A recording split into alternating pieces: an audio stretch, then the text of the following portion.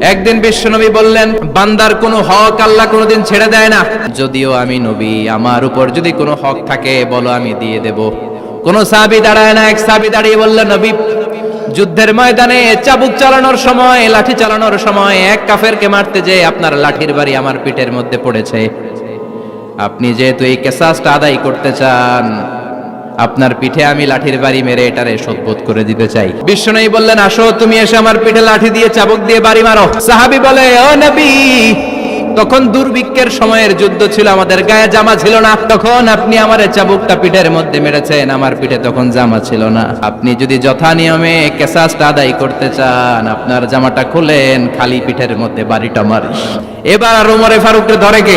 এদিকে আয়, তোরে দেখাইতেছি। বিশ্বনবী বললেন, ওমর থামো, মারতে দাও। বিশ্বনবী উনার জুব্বাটা উপরের দিকে উঠালেন, এর মধ্যে বাড়ি দেওয়ার জন্য ওই সাহাবীকে ডাকলেন। ওই সাহাবী বিশ্বনবীকে পিছন দিক থেকে জড়িয়ে ধরে ওই মোহরে নবুয়তের মধ্যে চুমু দিয়ে ফেলেছে। সাহাবী বললেন, নবী গো, এই নাটক করার জন্য আপনি আমারে মাফ করে দিয়েন।